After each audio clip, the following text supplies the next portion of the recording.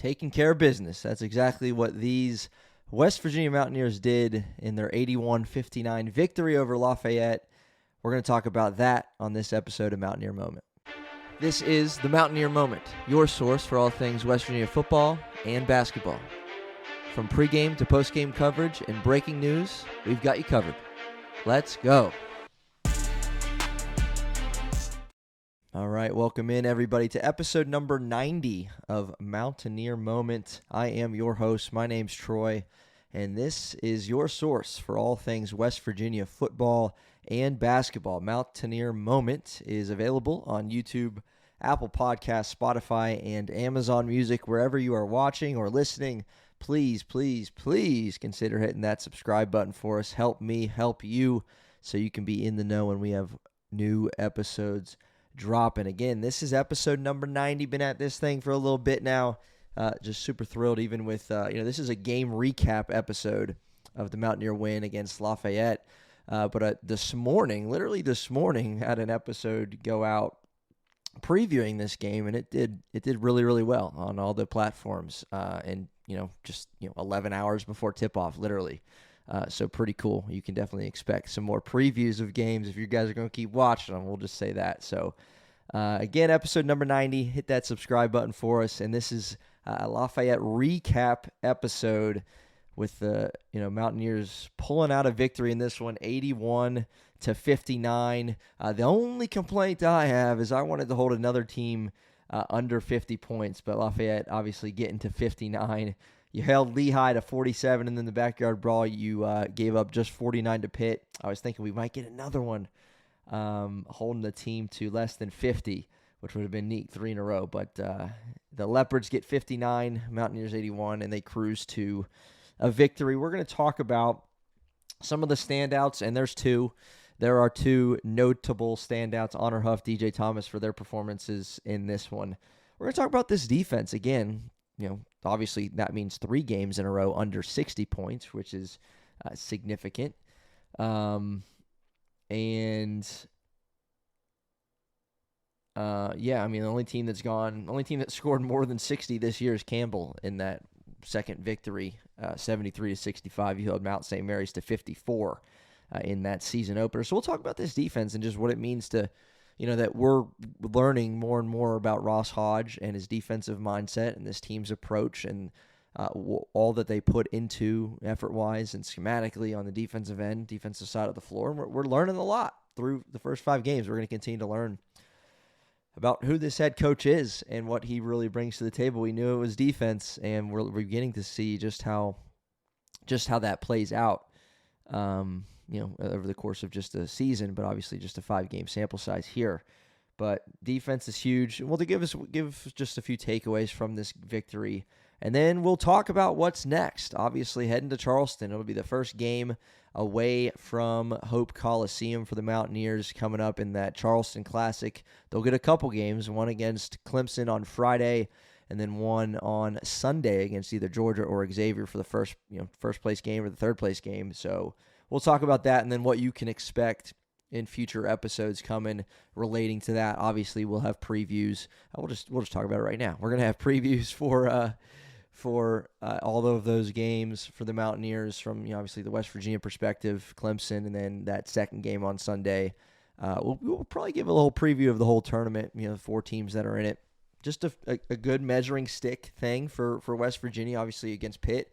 You learned a little bit about your team in the backyard brawl against a power conference opponent, and now you're going to play against a tough Clemson team on Friday night.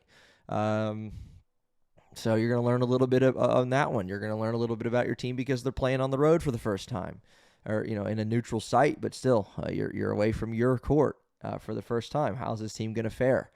So there's going to be a lot to talk about with, especially the football team having an off week, a bye week coming up this weekend, and Mountaineer basketball playing in a tournament this weekend. So that'll be something we'll get into later this week. So be on the lookout for those episodes. But first thing first here, Mountaineers are 5-0. Have they played all 5 games at home? Yes. Have they played against some teams that aren't all that good? Yes.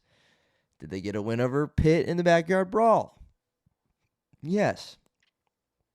But head coach Ross Hodge and his start to tenure through the first 5 games, I mean, you'd be hard-pressed to find a better start for a Mountaineer coach, not just record-wise, but what he's been doing off the court too. Recruiting, obviously, the confirmation that Miles Sadler has committed to West Virginia, highest recruit West Virginia has had, and just a major, storyline there that we haven't talked about exclusively on a single episode, but I think he's the 6th rated point guard or something in the country, and he's from Canada, but 6th rated point guard in the recruiting class, and he's coming to Morgantown. So major get for Ross Hodge, who's been doing really well recruiting, doing really well obviously on the court for the Mountaineers, and you just love to see it. So Ross Hodge, to begin his West Virginia tenure, is 5-0, and now you're heading to Charleston for that tournament where you're going to see Clemson on Friday night. But shout out to Ross Hodge, shout out to what he's doing. The players are clearly bought in. They love playing for him, and I love watching this team. It's amazing year after year. It seems like, it's true. The last few years, it's a whole new roster, whole new thing every time. And, you're already like falling in love with this team as you did with last year's team with Javon Small and those guys, right? Like, things move quick and you get familiar with players quickly in the era of the transfer portal. You have to, or else you can't really say that you're following a school, right? You can't really say you're following a team. But, through 5 games, we already know a lot about these players. We know a lot about this coach and his staff, and so far so good with the 5-0 start. So shout out to Ross Hodge and company for what they're doing in the early going here in Morgantown. Obviously some, box score numbers we'll get to here, and, we'll break that down for you on this episode. So against Lafayette in the 81-59 victory, again, 2 names stole the show. Honor Huff, 24 points. He made 8 of 9 threes for all 24 of those points. 8 of 9 from three-point land, and he was just on a heater, right? Like that obviously indicates that. But some of the shots he was making, you see it on his highlight tape at Chattanooga, but we haven't fully seen it yet here in Morgantown. He made like a borderline logo 3, I think it was against Lehigh, and has had a 20-plus point performance in a game this season. I think it was against Campbell, yeah. And you've seen it, but you haven't seen it because we have not seen him be that good, that efficient.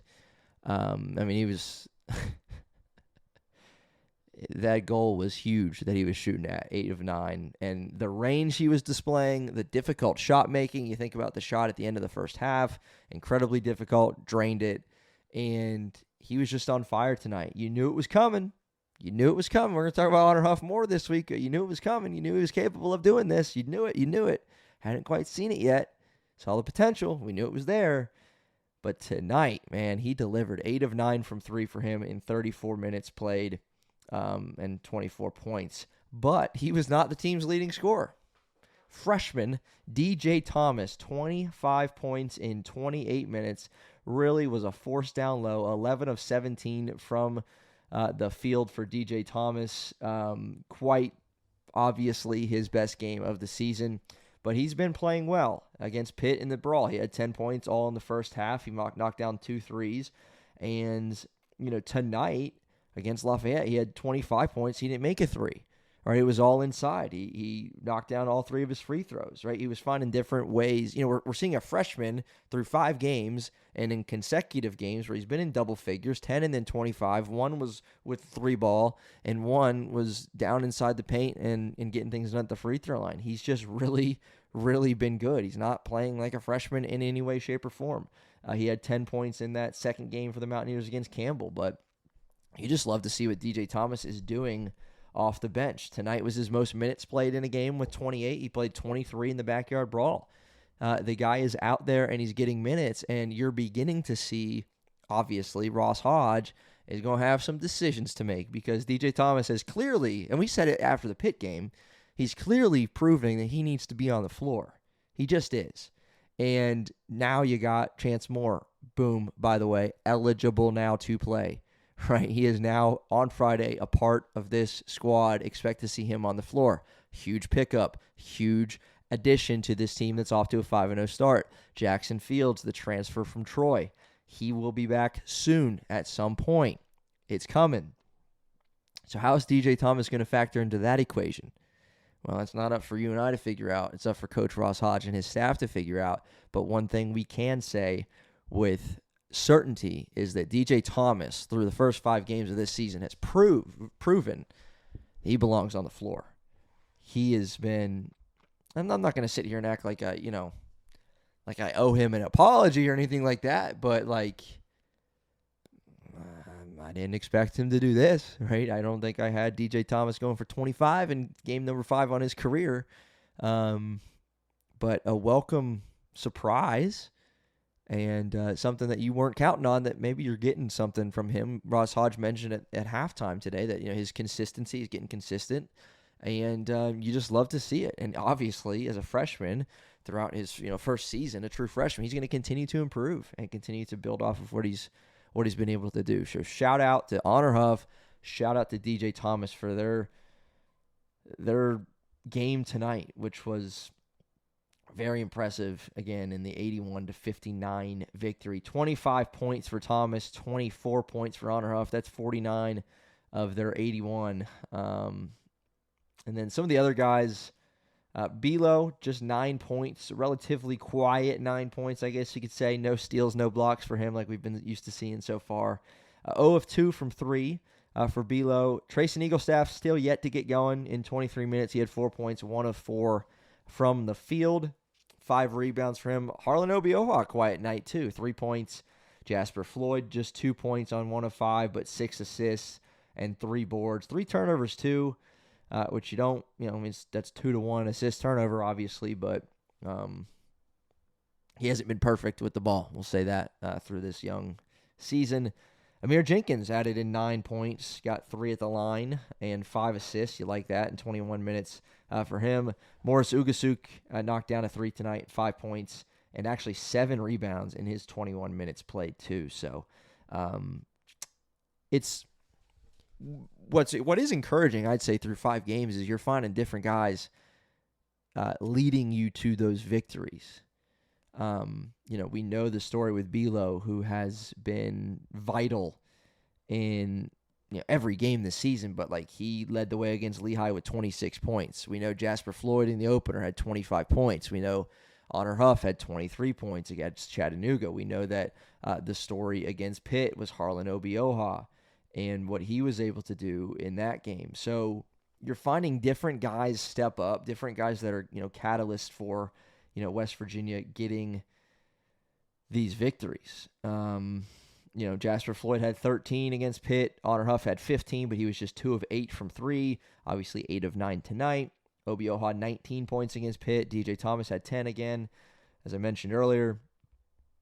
But it's a breath of fresh air to see, especially where Mountaineer fans are coming from last season with, and again, it's a whole different team, whole different staff, but we can only relate to what we know. And what we know is that Mountaineers needed Javon Small in every win they had last season because he was that good. And what we're finding in the early going, again, against not Big 12 level competition, so you take it with a grain of salt, obviously, but we are finding out that this team is finding different players that are going to step up when they need to for this team to find success. And obviously, is this team going to lose some games this season where not enough guys are going to step up? Yes, absolutely.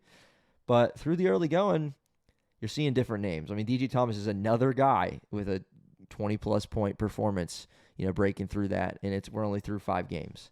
We're only through 5 games, and we have a 20-plus game from Belo, a couple from Huff, 1 from Floyd, 1 from Thomas tonight, and then Obioha, not to mention 19 against Pitt in the brawl. So scoring coming from lots of different places, and very, very, very encouraged by that.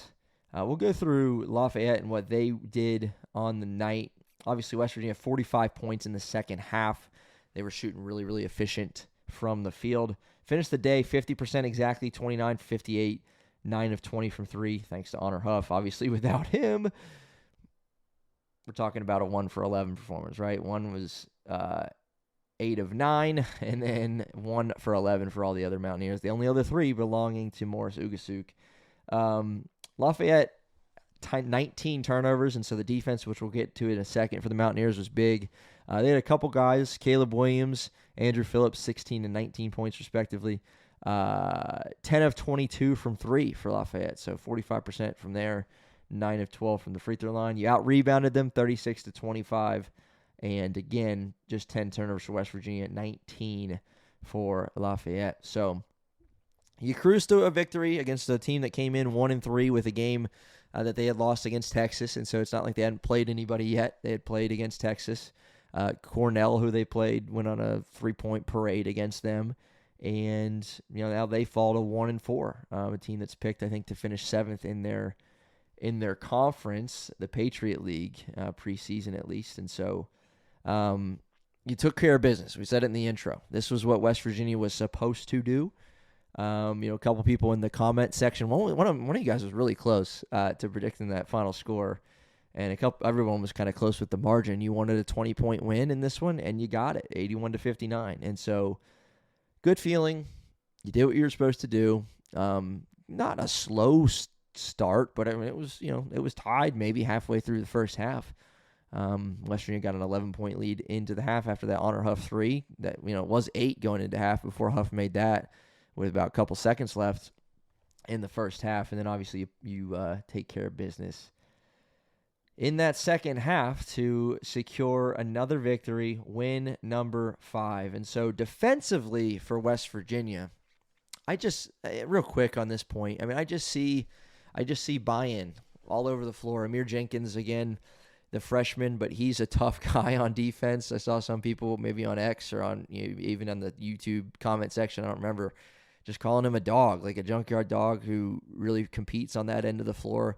People are saying even though Eagle staff, and I agree, even though shots not falling, he's showing some fight on the defensive end of the floor. Honor Huff is too, for his size, made some even good plays tonight, just hustle plays that you love to see.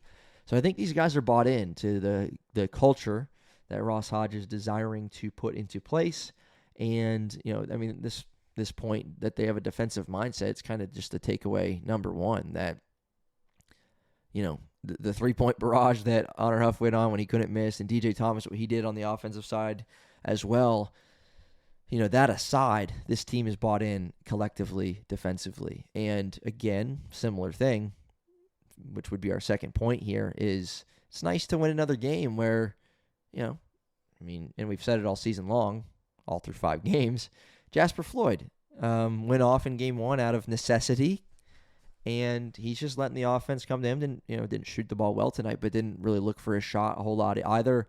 Belo not super involved offensively. Obioha obviously not super involved, and yet you come out and you win a game by 22 because you had one guy go off from deep, yes, Honor Huff, but he wasn't even the leading scorer, and DJ Thomas took care of business as well. So it just feels good to win games in different ways, because that's a sign of a good team. Because not every night is Honor Huff going to go 8 of 9 from 3. Not every night is he going to be 50% from 3. He's just not. He's just not. And every night is he might have 2 for 15 nights. He just might. But are you going to, and you're going to lose games this year. I get it. But finding different ways to win when the shots aren't falling. And I think the defensive thing with this team is it's going to allow them to be in games where you struggle offensively, because this team is getting the job done on defense. So that's huge. Again, we already talked about what's coming up next with Mountaineers going up against Clemson in Charleston. We'll have you covered with pregame, postgame coverage, between games, obviously too. But with it being a little mini tournament, 4 teams, with Georgia and Xavier on the in the bracket as well. So just exciting to go to a neutral site, play against some quality opponents, and see what you got. And that's coming up this weekend. That'll tip off Friday night against Clemson. I think it's 6:30, and we'll have you covered here with pregame coverage. So be on the lookout for those episodes, and we will see you next time on Mountaineer Moment.